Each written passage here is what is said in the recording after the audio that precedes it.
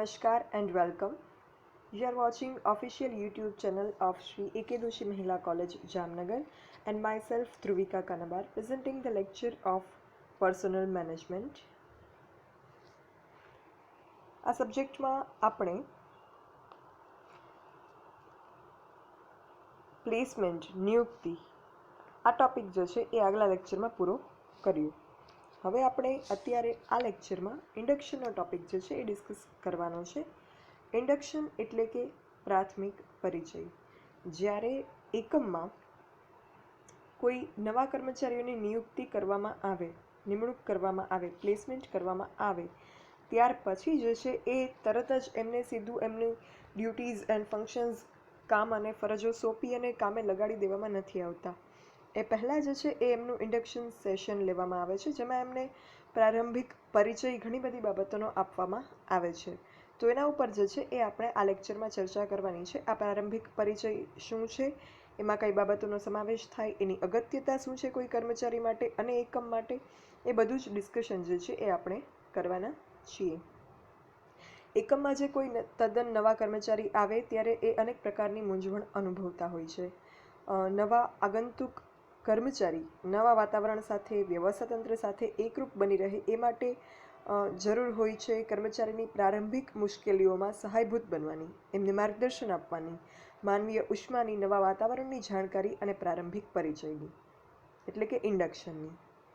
Induction એટલે પસંદગી પામેલ નવા કર્મચારી સાહસના પર્યાવરણ સાથે ઓતપ્રોત બની અને વ્યવસ્થાતંત્રનો એક મહત્વનો અંતર્ભાગ બની રહે, તેમજ તેનામાં આત્મવિશ્વાસ જન્માવી તેની પ્રારંભિક મુશ્કેલીઓમાં સહાયભૂત થવાના હેતુથી સાહસ તેના ઉદ્દેશો, નીતિઓ, સહકાર્યકરો, ઉપરી અધિકારીઓ અને પોતાની કાર્યફરજથી એને જે જાણકારી આપે એ ઇન્ડક્શન, પ્રારંભિક પરિચય.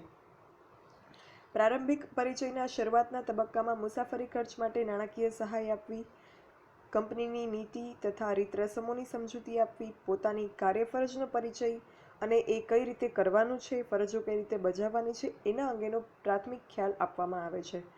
સહકાર્યકર્તાઓ એટલે કે કલીગ્સ અને ઉપરી અધિકારીઓ એટલે કે સુપિરિયર્સ, એમનો પણ પરિચય એમને આપવામાં આવે છે અને સાહસના ઇતિહાસનો ટૂંકો ખ્યાલ જે છે એ આપવામાં આવે છે.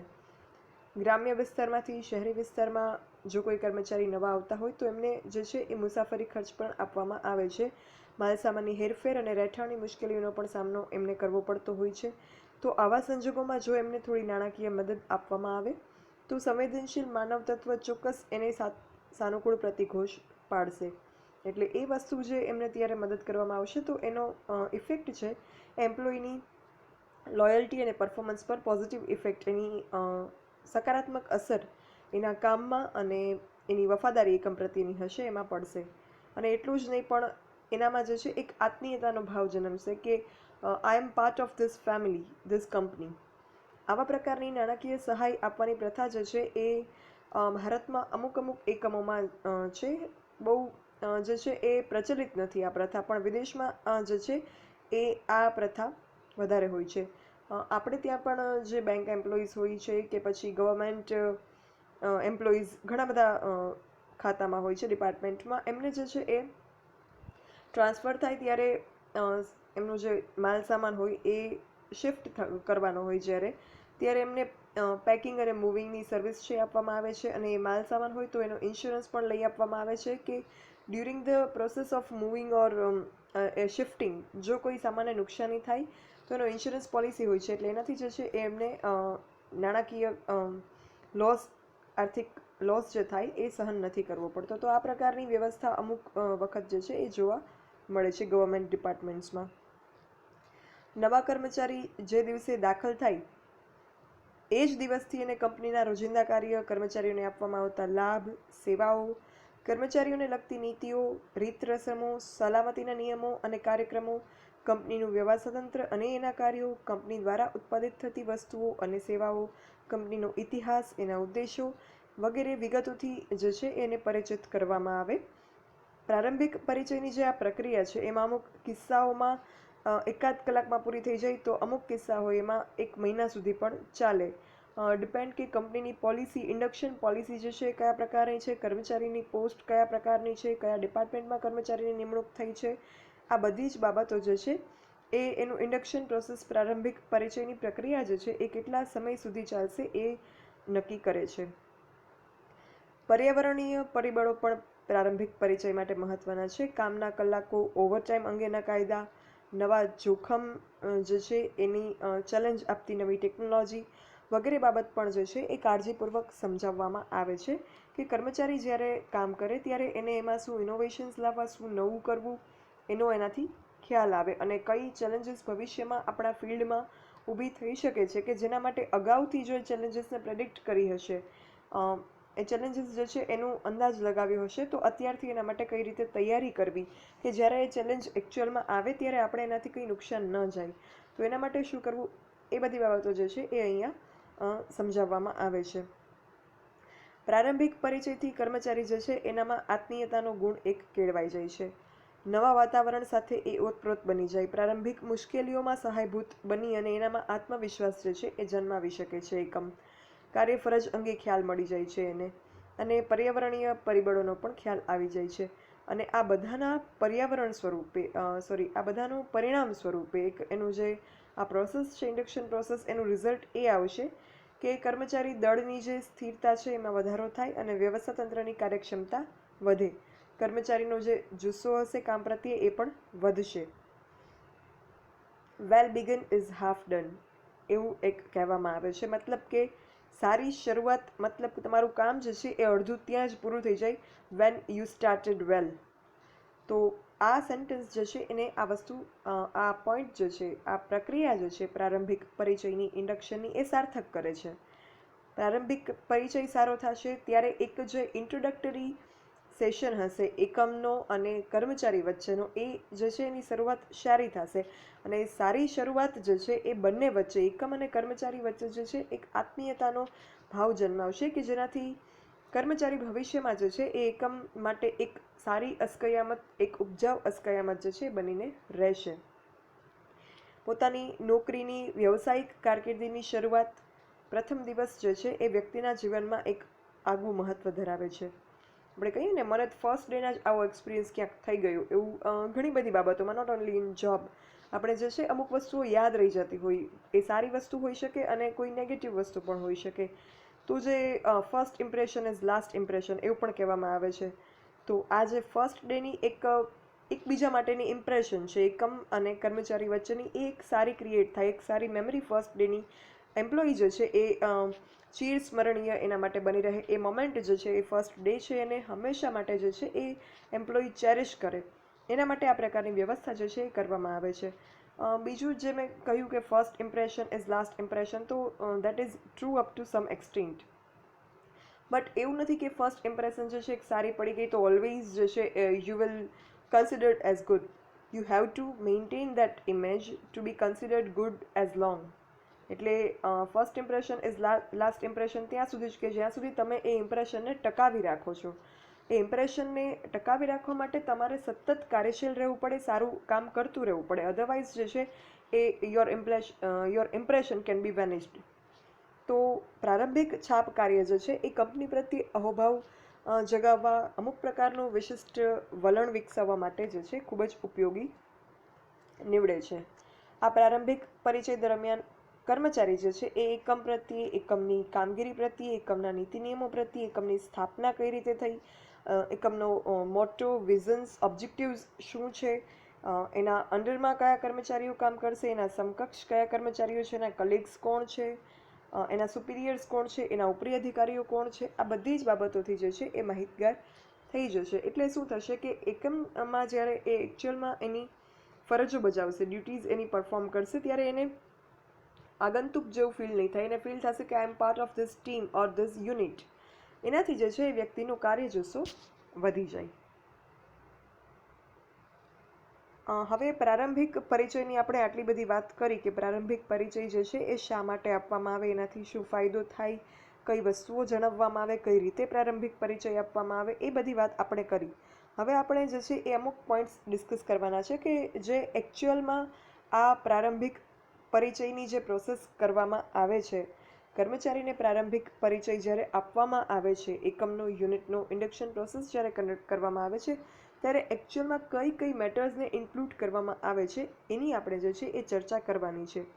જરૂરી નથી કે એટલી જ મેટર જે આપણે અહીંયા ડિસ્કસ કરીએ એટલી જ ઇન્ક્લુડ કરવામાં આવે છે, પણ થિયોરિટિકલ વેમાં એને આપણે આ રીતે પ્રેઝન્ટ કરી શકીએ. બાકી ડિપેન્ડ્સ કંપની જે છે એની પોલિસી શું છે, કર્મચારી જે છે એ કઈ પોસ્ટ ઉપર અને કયા કામ માટે નીમવામાં આવે છે, એવી ઘણી બધી બાબતો જે છે એ વસ્તુમાં મેટર કરે છે અને એ વસ્તુમાં ઉમેરો કે અમુક માહિતી જે છે એની બાદબાકી થઈ શકે.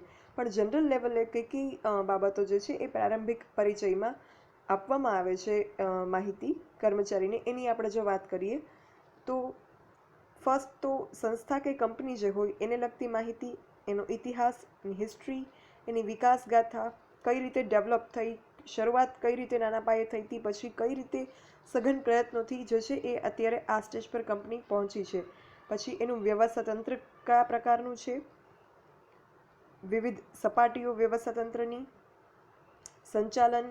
સંચાલકો, ઉદ્યોગ, કંપની દ્વારા ઉત્પાદિત માલ અને વસ્તુઓ અને સેવાઓ અંગેનો ઇન્ટ્રોડક્શન, આ બધી જ બાબતો જે છે એ કંપનીને લગતી જણાવવામાં આવે છે.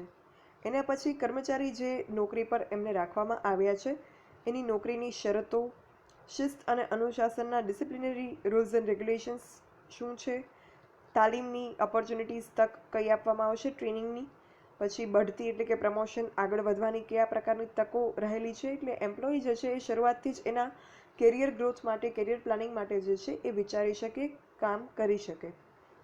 એના પછી કર્મચારીને જે છે એ કર્મચારી વિભાગના વડા, અધિકારીઓ અને સહકાર્યકર્તાઓ છે એની સાથે કામ કરવાના હોય, કલીગ્સ એના હોય, એના ઉપરી અધિકારીઓ હોય, સુપરવાઇઝર્સ હોય, એના હાથ હેઠળ એના સબઓર્ડિનેટ્સ જે કર્મચારીઓ કામ કરવાના હોય એ બધાનો પરિચય આપવામાં આવે છે.